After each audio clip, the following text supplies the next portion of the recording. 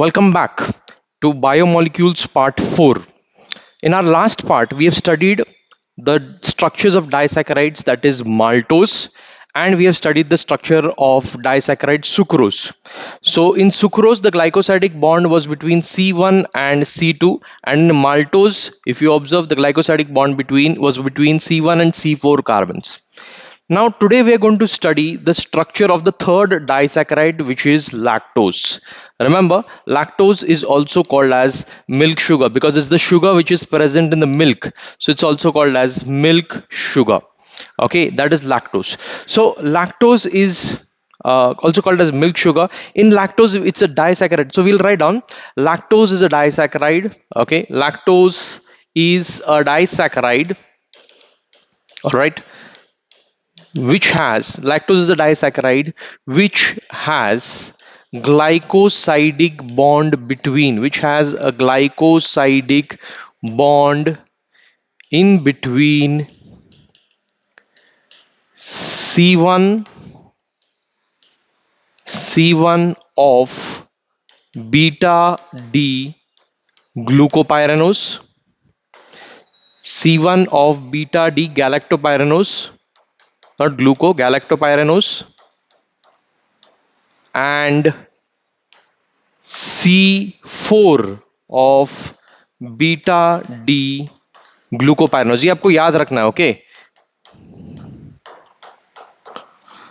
किसमें है glycosidic bond? किसमें है? C1 और C4 में है.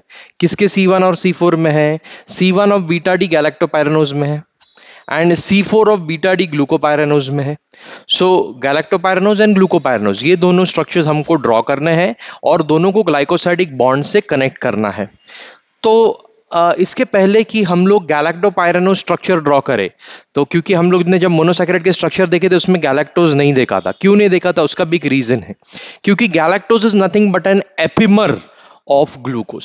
Galactose is nothing but an epimer of glucose. तो गैलेक्टोज का स्ट्रक्चर समझने के लिए quickly we'll understand the structure of what is the meaning of epimer.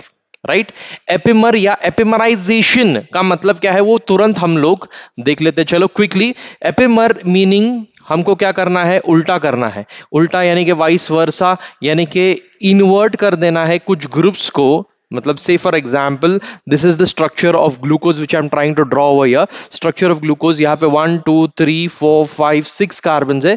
और आप तो जानते हो ग्लूकोज के स्ट्रक्चर में सारे OH राइट हैंड साइड पे, सिर्फ थर्ड कार्बन का OH ये लेफ्ट हैंड साइड में है. Okay, we'll balance the valency with hydrogens.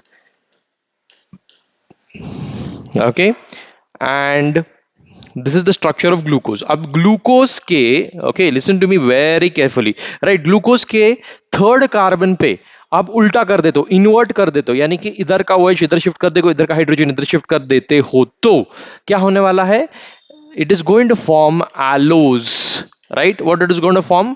It's going to form allose. यानी कि सब सारी चीजें आप सेम रखोगे, सिर्फ थर्ड कार्बन का जो OH है वो आप शिफ्ट कर दोगे, मतलब इन्वर्ट कर दोगे. That's it.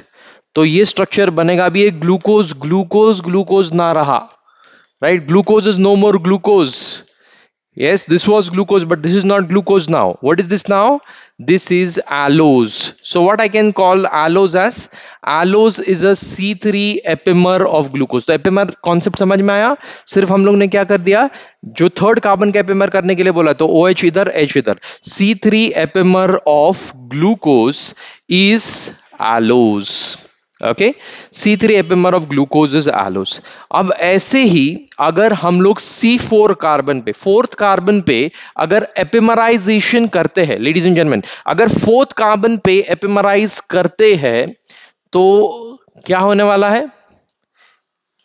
सब कुछ सेम रखो, ग्लूकोज जैसा रखो, सिर्फ फोर्थ कार्बन पे. कहां पे fourth carbon? First second third fourth. Fourth carbon पे आप उल्टा कर दो. उल्टा यानी कि जो OH आपका राइट हैंड साइड में था फोर्थ कार्बन पे, उसको आप लेफ्ट हैंड साइड में भेज दो. थर्ड कार्बन का OH तो पहले से ही लेफ्ट हैंड साइड में था और बाकी सब एज इज रखो, एज इज. तो अब C4 epimer of glucose is called as galactose. Right, ये क्या है? अब ये ग्लूकोज ग्लूकोज ना रहा, क्या बन गया? ये बन गया galactose. Okay, and what we can call galactose as C4 epimer of glucose. यानी कि ग्लूकोज के फोर्थ कार्बन पे आप इन्वर्ट कर दो ग्रुप्स को, ग्रुप्स की पोजीशन इंटरचेंज कर दो, तो एपिमर बन जाएगा, C4 एपिमर बन जाएगा. C4 epimer is nothing but galactose. Right, C4 epimer is nothing but galactose. Okay, तो गैलेक्टोज का स्ट्रक्चर तो समझ में आ ही गया आपको. राइट, गैलेक्टोज का स्ट्रक्चर समझ में आया, एलोज का आया, ग्लूकोज का तो पता था ही आपको. तो यही गैलेक्टोज अभी हमको कहां पर यूज करना है? लैक्टोज के स्ट्रक्चर में यूज करना है. डाइसैकेराइड है लैक्टोज, उसमें यूज करना है. तो डाइसैकेराइड है तो हमको ऑब्वियसली साइक्लिक स्ट्रक्चर यूज करना है. तो बीटा डी, पहले तो काम कर लो कि बीटा डी ग्लूकोज ड्रॉ कर लो. बीटा डी ग्लूकोज कैसा होगा सर? देखो ऐसा होगा, बीटा यानी कि OH कहां पर होगा? ऊपर. राइट, बीटा यानी कि OH है ऊपर, H है नीचे. सेकंड कार्बन पे क्या आएगा? H ऊपर OH नीचे. थर्ड कार्बन पे क्या आएगा? OH ऊपर H नीचे. फोर्थ कार्बन पे H ऊपर OH नीचे. ग्लूकोज की स्ट्रक्चर की बात कर रहे हैं. And then CH2OH and H. जैसे अभी हम लोग ने लीनियर स्ट्रक्चर को गैलेक्टोज में कन्वर्ट किया, क्या चेंज कर दिया? उसके ग्रुप्स चेंज कर दिए, फोर्थ कार्बन के ग्रुप्स को हम लोग ने चेंज कर दिया. वैसे ही यहां पर हम लोग क्या करने वाले, बताओ? फोर्थ कार्बन के ग्रुप्स को इंटरचेंज करने वाला है, तो ये ग्लूकोज कन्वर्ट हो जाएगा, किसमें कन्वर्ट हो जाएगा? गैलेक्टोज में. अभी ये it's no more glucopyranose, it is galactose. जैसे लीनियर में किया था बस वैसे ही यहां पर भी कर दिया, फोर्थ कार्बन पे उल्टा कर दिया, तो ये बन गया गैलेक्टोपायरेनोज. ग्लूकोपायरेनोज का बन गया गैलेक्टोपायरेनोज, क्योंकि पायरन रिंग है तो इधर भी पायरेनोज वर्ड आएगा. और OH इसका ऊपर है, डेक्स्ट्रो है, डेक्स्ट्रो ग्लूकोज से ही बना है ये सब, तो it is beta D galactopyranose. This is your structure of beta D galactopyranose. Ladies and gentlemen, this is your structure of beta D galactopyranose. अब ये गैलेक्टोपायरेनोज को, बीटा डी गैलेक्टोपायरेनोज को हमको कनेक्ट करना है किसके साथ में? बीटा डी ग्लूकोपायरेनोज के साथ में. क्योंकि हम लोग ने लैक्टोज का डेफिनेशन में लिखा है, लैक्टोज के डेफिनेशन में lactose is a disaccharide which has a glycosidic bond between C1 and C4 of beta D galactopyranose and beta D glucopyranose. ठीक है, तो पहले गैलेक्टोपायरेनोज तो हमने ड्रॉ कर लिया, अब ग्लूकोपायरेनोज भी ड्रॉ करना है, वो भी बीटा डी ड्रॉ करना है, और दोनों को आपस में कनेक्ट करना है. आपस में कनेक्ट करना है मतलब ग्लाइकोसाइडिक बॉन्ड के साथ में कनेक्ट करना है. ठीक है, लेकिन अभी मैं ये स्ट्रक्चर एक लाइन में नहीं ड्रॉ करूंगा, स्लांटिंग ड्रॉ करूंगा, आपको समझ में आएगा क्यों. Have a look. मैं ग्लूकोपायरेनोज ड्रॉ कर रहा हूं. क्या ड्रॉ कर रहा हूं? ग्लूकोपायरेनोज ड्रॉ कर रहा हूं. सर ग्लूकोपायरेनोज कैसा है? बीटा डी है. बीटा डी यानी कि इसका OH ऊपर होना चाहिए, एनोमेरिक कार्बन का OH ऊपर होना चाहिए. I hope you know that this is the anomeric carbon, this is the first carbon, this is the second carbon, this is the third carbon, this is the fourth carbon, this is the fifth carbon and this is the sixth carbon. So first carbon anomeric carbon है, anomeric carbon का OH ऊपर है, तो ये हो गया beta D. Second carbon यहां पर है, H ऊपर OH नीचे, और थर्ड कार्बन यहां पर है, OH ऊपर H नीचे. अभी क्योंकि ग्लूकोज है तो नॉर्मल फोर्थ कार्बन पे H ऊपर OH नीचे आएगा. ठीक है, और यहां पर CH2OH और H आएगा. ठीक है, अभी देखना कि आपकी बुक्स में ना ऐसा स्लांटिंग स्ट्रक्चर ड्रॉ नहीं किया है, आपकी बुक्स में एक ही लाइन में स्ट्रक्चर को ड्रॉ किया है. अब जब एक ही लाइन में स्ट्रक्चर को ड्रॉ किया तो ये वाला जो ग्लूकोज है इसको ऐसे नहीं लिखा है, इसको ऐसे लिखा है. अब ऐसे लिख के मैं आपको कंफ्यूज नहीं करना चाहता. ये बुक में उन्होंने ड्रॉ किया, I don't know why they have done this उल्टा, it creates confusion, nothing else. Right, instead of that if you draw it in a slanting way, मतलब ये नीचे की लाइन में, ये ऊपर की लाइन में, ऐसे ड्रॉ करने के बाद में अगर आप यहां से ग्लाइकोसाइडिक बॉन्ड फॉर्म करते हो, यानी कि H और OH, ग्लाइकोसाइडिक बॉन्ड में होता क्या है? H और OH निकालना है और COC बॉन्ड कनेक्ट करना है, COC बॉन्ड फॉर्म करना है. हम लोग ने लास्ट पार्ट में देखा है ग्लाइकोसाइडिक बॉन्ड फॉर्मेशन. तो H और OH निकाल दिया आपने, बिल्कुल निकाल दिया. और H और OH निकालने के बाद में क्या करोगे? कनेक्ट करोगे. ये ऑक्सीजन बीच में बचा है, इसको कनेक्ट कर दोगे. किसके साथ में कनेक्ट कर दोगे? ये वाले कार्बन के साथ में कनेक्ट कर दोगे, COC बॉन्ड बनेगा. This is only the glycosidic bond. Ether linkage होता है, मैंने बताया था कल आपको. राइट, ग्लाइकोसाइडिक बॉन्ड बन गया. ओके, सो इसके लिए इसका OH नीचे होने की वजह से और इसका OH ऊपर होने की वजह से I prefer drawing it slanting. Right, ये ऊपर की लाइन में, ये नीचे की लाइन में. तो ये स्ट्रक्चर अब किसका बन गया? ये बीटा डी गैलेक्टोपायरेनोज था, ये बीटा डी ग्लूकोपायरेनोज था, है नहीं था. अब क्या बन गया? अब ये दोनों स्ट्रक्चर मिला के बन गए हैं क्या? Lactose. What has it formed? Lactose, the milk sugar. अच्छा, लैक्टोज का डाइजेशन भी बहुत कॉम्प्लेक्स है हमारी बॉडी में। सबसे ज्यादा कॉम्प्लेक्स अगर किसी का डाइजेशन है तो वो लैक्टोज का है। ओके, क्योंकि लैक्टोज के लिए एक स्पेशल जीन लगता है, लैकोपेरॉन नाम का एक जीन, ग्रुप ऑफ जीन्स लगते हैं लैकोपेरॉन। इसके लिए कुछ लोगों को लैक्टोज इंटॉलरेंस भी होता है। ये जीन्स में अगर गड़बड़ होती है या कोई प्रॉब्लम होता है तो they are not able to synthesize the genes which are required to, और the enzymes which are required to digest the lactose. See देखना, लैक्टोज को डाइजेस्ट करने के लिए एंजाइम लगता है। Enzyme is a protein and all proteins are synthesised by our DNA. मतलब जो इसका कोड है, सीक्वेंस है अमाइनो एसिड का, वो डीएनए ही देता है। तो वो उसके लिए एक सेपरेट जीन्स है, ग्रुप ऑफ जीन्स है, जिसको लैकोपेरॉन कहते हैं। बायो स्टूडेंट्स डिटेल में जानते होंगे। ठीक है, तो lac operon will be producing certain enzymes which will digest the lactose। और इसमें कभी कभी कुछ लोगों में गड़बड़ हो जाती है, that's why they develop lactose intolerance। that means they are not able to digest lactose। Okay, दूध पिएंगे, लैक्टोज उसमें से बॉडी में आएगा बट वो डाइजेस्ट नहीं हो पाएगा। खैर, तो आपको यहाँ पर कॉन्सेप्ट अभी देखना, थोड़े नए नए वर्ड्स आपने सीखे हैं लास्ट फ्यू पार्ट्स में और इसमें भी। लाइक एपिमर एक नया वर्ड आज आपने सीखा है, राइट। फिर उसके पहले आपने एनोमर एक वर्ड सीखा था, एपिमर, एनोमर। ठीक है, then we have seen in the previous first part what is enantiomer, what is optical isomer. तो ऐसे नए वर्ड्स, मीजो कंपाउंड, ये जो नए वर्ड्स आपकी वोकैबुलरी बिल्ड कर रहे हैं, rather I would say technical vocabulary build कर रहे हैं। तो ये टेक्निकल वोकैबुलरी को जितना आप परफेक्टली याद रख पाओगे उतना आपको सब्जेक्ट अच्छे से याद आएगा। ठीक है, अगर आपको टेक्निकल वोकैबुलरी ही पता नहीं है तो आपको सब्जेक्ट का भी पता नहीं है। से फॉर एग्जाम्पल अगर मैं बोलता हूं कि मेरे को क्रिकेट की जानकारी है, तो क्रिकेट की जानकारी है तो फिर आपको क्रिकेट के टेक्निकल वर्ड्स भी पता होने चाहिए, जैसे कि what is mid wicket, hit wicket, then cover drive, off side, leg side, gully, point, right. ये सब क्रिकेट के रिलेटेड वर्ड्स है। जैसे ये क्रिकेट के रिलेटेड वर्ड्स मेरे को अगर पता है तो मेरे को क्रिकेट के बारे में पता है। वैसे ही अगर आपको बायोमोलिक्यूल्स में मीजो कंपाउंड पता है, एनैंशियोमर पता है, एनोमर पता है, एपिमर पता है, ये सारे वर्ड्स अगर पता है तो आपको बायोमोलिक्यूल्स थोड़ा बहुत आता है। अगर आपको ये टेक्निकल वर्ड्स ही पता नहीं है, एनोमर किसको बोलते हैं वही पता नहीं है, मीजो कंपाउंड किसको बोलते हैं वही पता नहीं है, एपिमर किसको बोलते हैं वही अगर पता नहीं है, तो बायोमोलिक्यूल्स कैसे हम लोग कह सकते हैं कि आप बायोमोलिक्यूल जानते हो या ये चैप्टर आपको अच्छे से आता है? Are you getting my point? So technical words, technical vocabulary अपनी स्ट्रॉन्ग करते जाओ। सर कैसे करें? जो टेक्निकल वर्ड्स है, आपकी जो नोटबुक है, सपोज ये आपकी नोटबुक है, तो राइट साइड में कॉलम ड्रॉ करो और यहाँ पे एक केमॉक्शनरी लिखो, केमॉक्शनरी, केमिस्ट्री की डिक्शनरी, राइट। तो एक केमॉक्शनरी में वर्ड्स ऐड करते जाओ, एपिमर का मीनिंग लिखो, एनोमर का मीनिंग लिखो। तो ऐसे लिस्ट ऑफ वर्ड्स मेंटेन करोगे, टेक्निकल वर्ड्स मेंटेन करोगे तो आपको लर्न करना और ये सब्जेक्ट को समझना और इजीली डाइजेस्ट करना आसान हो जाएगा। वेल, तो अभी हम लोग ने क्या किया है, अभी हम लोग ने हमारे मोनोसैकेराइड के स्ट्रक्चर पार्ट 2 में देख लिए थे, हम लोग ने सारे मोनोसैकेराइड के स्ट्रक्चर्स। फिर पार्ट 3 में हम लोग ने डाइसैकेराइड के स्ट्रक्चर देखे थे, सुक्रोज का स्ट्रक्चर देखा, देन माल्टोज का स्ट्रक्चर देखा, then we had also seen the cyclisation of glucose in the previous part, that is part 3। अब पार्ट 4 में हम लोग ने लैक्टोज का स्ट्रक्चर हमारा बाकी था, वो हम लोग ने देख लिया। अभी पार्ट 4 में we are also going to continue with the structure of polysaccharides, right. Structure of polysaccharides को हमको कंटिन्यू करना है, राइट। मतलब अभी डाइसैकेराइड्स तो खत्म हो गए, तो अभी क्या करना है हमको, नेक्स्ट पॉलीसैकेराइड्स करना है। पॉलीसैकेराइड्स हम लोग ने क्लासिफिकेशन वाले टेबल में लिखा था, क्लासिफिकेशन ऑफ कार्बोहाइड्रेट्स में लिखा था। क्या लिखा था कि polysaccharides can be further classified as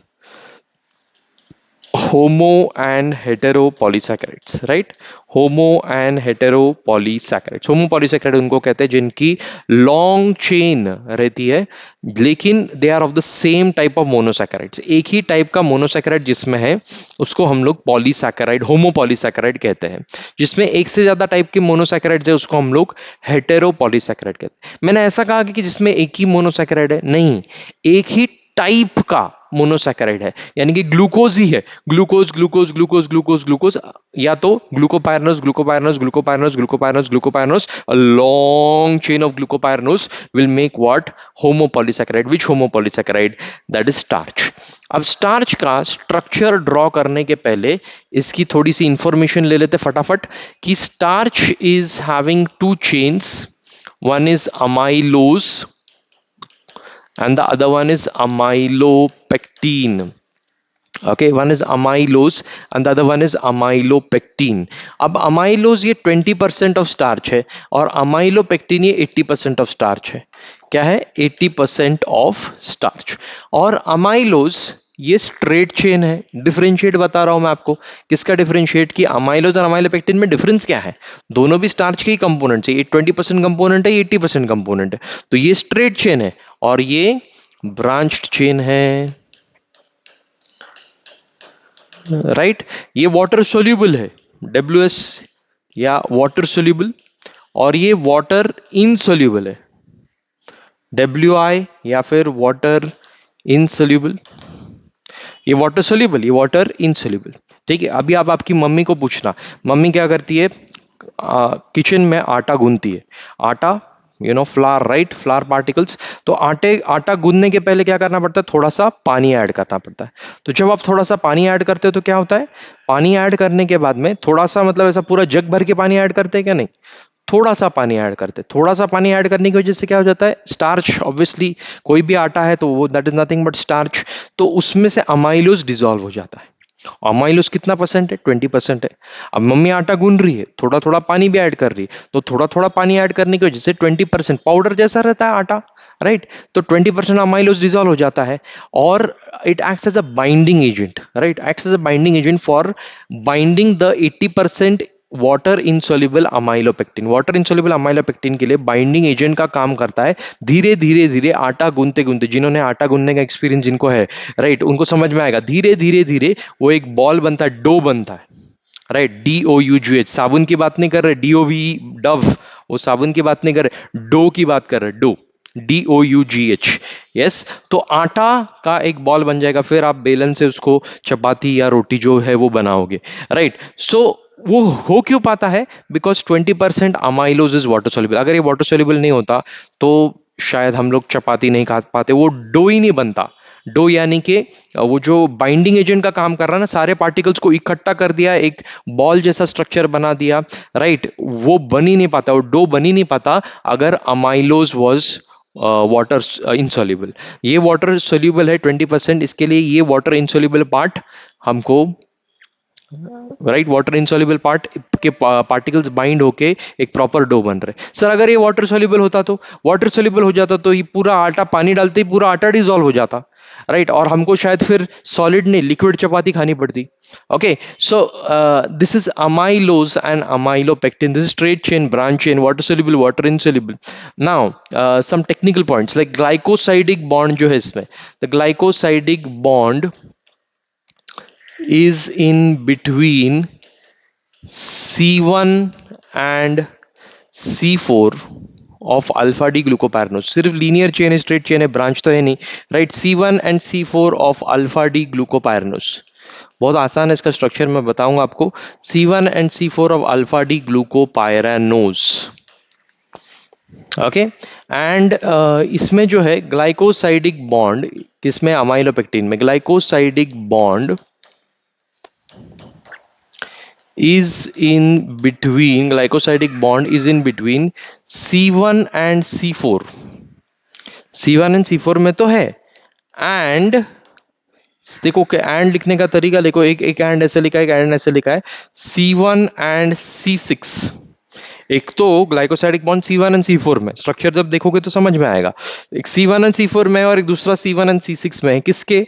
of alpha D glucopyranose के, of alpha D glucopyranose.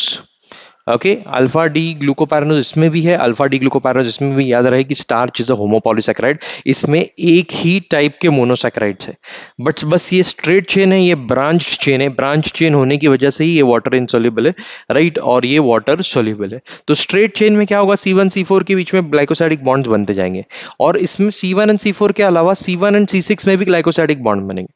तो चलो फिर अभी ड्रॉ करते हैं, एक्चुअल में ड्रॉ करते हैं. ठीक है, अभी सिर्फ हम लोग ने थियोरी लिख लिया, अभी एक्चुअल में ड्रॉ करते हैं स्ट्रक्चर ऑफ अमाइलोज.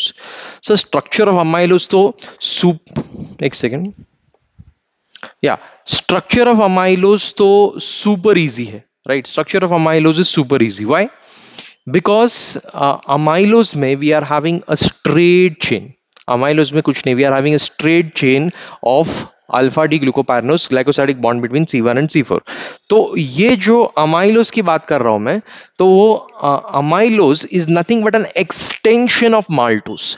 अगर आपको माल्टोस का स्ट्रक्चर आता है तो अमाइलोज का अलग से सिखाने की जरूरत नहीं है आपको, जो कि कल ही हम लोग ने माल्टोस का किया है। तो माल्टोस में क्या है, क्या था, C1 एंड C4 ही था, C1 एंड C4। बट उसमें फर्क कितना ही है कि इसमें दो ही डाइसैकेराइड्स, दो ही मोनोसैकेराइड्स थे, किसमें, माल्टोज में। लेकिन इसमें जो है we are going to have an number of, एक हजार स्ट्रक्चर्स, हजार मोनोसैकेराइड्स होने वाले हैं। किसमें, किसमें हजार मोनोसैकेराइड होने वाले हैं, अमाइलोज में। मतलब we are going to have the structures, जैसे माल्टोज को हम लोग ने कनेक्ट किया था alpha D glucopyranose and alpha D glucopyranose, ठीक है, alpha D glucopyranose and alpha D glucopyranose. ये अल्फा डी ग्लूकोपायरनोज है, ये भी अल्फा डी ग्लूकोपायरनोज है, राइट। ये दोनों को हम लोग ने कनेक्ट किया था, कहां से कनेक्ट किया था,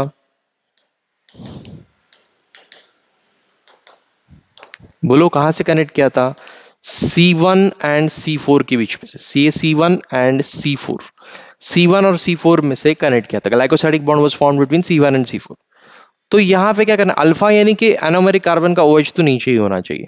तो ये स्ट्रक्चर बन गया माल्टोस का। लेकिन माल्टोस में ही हम लोग ऐसे और repeating units, maltose maltose maltose, यानी कि alpha D glucopyranose alpha D glucopyranose alpha D glucopyranose alpha D glucopyranose alpha D glucopyranose, ऐसे ही ड्रॉ करते जाएंगे।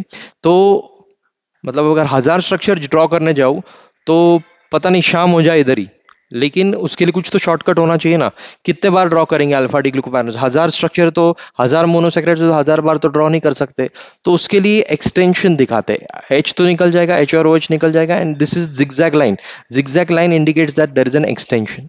एक्सटेंशन मतलब ऐसा ही यहाँ पर कंटिन्यू होता रहेगा, और यहाँ से भी हाइड्रोजन निकलेगा और यहाँ पर भी ऐसे ही कंटिन्यू होता रहेगा, ऐसे ही कंटिन्यू होता रहेगा। मतलब यहाँ पे alpha D glucopyranose alpha D glucopyranose alpha D alpha D alpha D alpha D alpha D glucopyranose, यहाँ पर भी alpha D glucopyranose alpha D glucopyranose alpha D glucopyranose, that will go on continuing.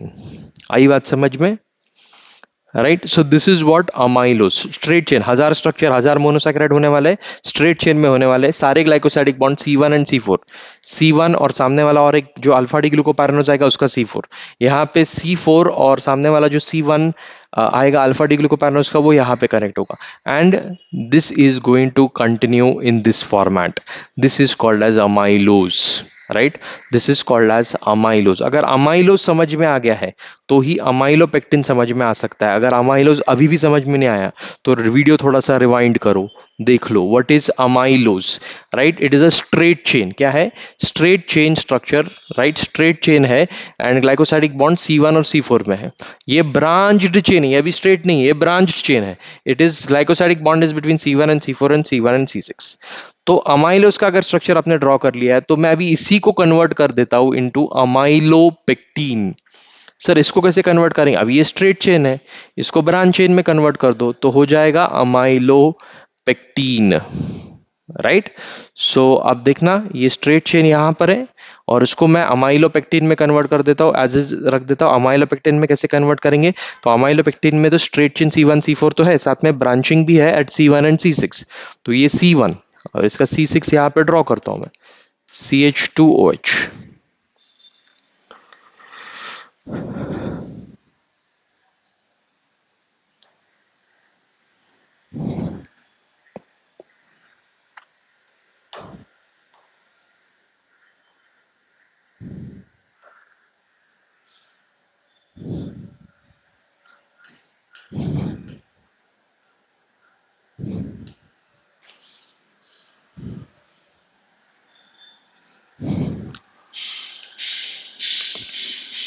तो यहाँ पे ऐसा देख सकते हैं कि दो, यहाँ पर ऊपर एक अमाइलोज की चेन है, नीचे एक अमाइलोज की चेन है, राइट। और दोनों अमाइलोज की चेन में क्या हो रहा है, यहाँ पे भी zigzag line, that means this is also amylose.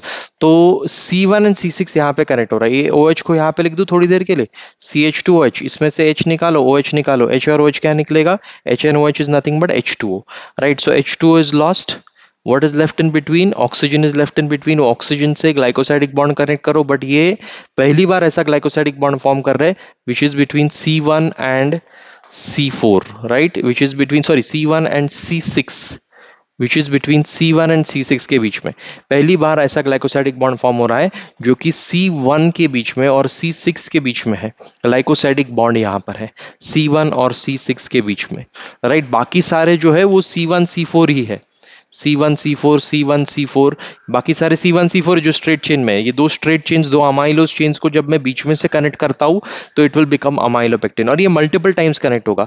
May be यहाँ से भी क्या हो जाएगा, कनेक्ट हो जाएगा नीचे टुवर्ड्स अनदर अमाइलोज चेन, और एक अमाइलोज चेन में कनेक्ट हो जाएगा vertically, that is C1 and C6। Branch हो गया ना, ये ब्रांच हो गया, तो यहाँ से भी ब्रांच हो सकता है। जहां से ब्रांच होता है वहां पे आगे कंटिन्यू नहीं होता है। अगर यहाँ पे ब्रांच हो गया तो फिर आगे कंटिन्यू नहीं होगा। नीचे ब्रांच अगर हो गया तो it will be C1 C6 bond, right. तो C1 C6 बॉन्ड क्या होते जाएंगे, फॉर्म होते जाएंगे। C1 C6 bonds will be continued to be formed, right, in between, बीच बीच में C1 C6 बॉन्ड्स बनेंगे, और यहाँ पे तो C1 C4 बॉन्ड्स है ही। तो ये स्ट्रक्चर किसका बन गया, ये बन गया अभी अमाइलोपेक्टिन का। सर वो बाकी इसके H और OH, हाँ वो तो आप खुद भी कर सकते हो, H और OH वो तो रहेंगे ही, राइट। OH H बाकी सब कॉपी पेस्ट, बाकी सब same, okay.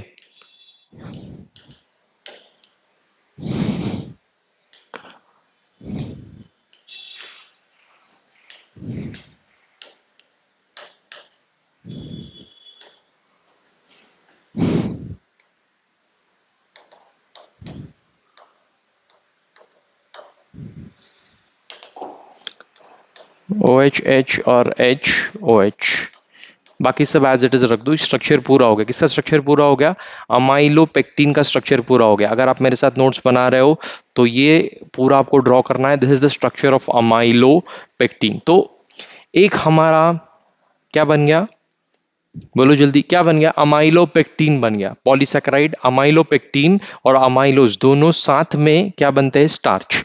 So starch is a polysaccharide of alpha D glucopyranose. जहां पर भी हम लोग ने ड्रॉ किए सिर्फ अल्फा डी ग्लूकोपायरेनोज ही ड्रॉ किए हैं, राइट, और कुछ ड्रॉ नहीं किया है। और अगर आपको सेल्यूलोज का स्ट्रक्चर बनाना है तो सेल्यूलोज इज ऑल्सो होमोपॉलीसैकेराइड। इसमें भी ग्लूकोज है बट इसमें अल्फा डी ग्लूकोपायरेनोज नहीं है, अल्फा डी ग्लूकोपायरेनोज नहीं है। क्या है, इसमें बीटा डी ग्लूकोपायरेनोज है। अल्फा की जगह पे बीटा है, बस और कुछ नहीं। तो इसमें क्या होगा, we'll be forming glycosidic bonds between C1 and C4 only, again C1 and C4, लेकिन क्योंकि इसका OH ऊपर है और इसका OH नीचे है तो ये स्लांटिंग चेन बनेगा हमारा। ऐसा लीनियर एक लाइन में नहीं बनेगा, it will become slanting, right. यहाँ पे स्लांटिंग स्ट्रक्चर इसका बनता जाएगा, ओके। C1 एंड C4 के बीच में ग्लाइकोसाइडिक बॉन्ड्स बनते जाएंगे, okay. So this will be structure of, यहाँ पे आप OH एक्सटेंशन दिखा सकते हो। एक्सटेंशन यानी कि यहाँ पर ऐसे और beta D glucopyranose units connect होते जाएंगे, यहाँ पर भी और beta D glucopyranose unit connect होते जाएंगे। ये जिगजैग लाइन उसी को इंडिकेट करता है कि यहाँ पे आगे कंटिन्यूएशन है। सर वो बाकी का तो आप खुद भी कर सकते हो ना, अभी आपको आदत हो गई होगी अभी तक, right. H OH OH H beta D glucopyranose है तो सिर्फ फर्स्ट कार्बन का OH ऊपर, H नीचे, यहाँ पे CH2OH H, ये तो आपको अभी तक लर्न हो जाना चाहिए,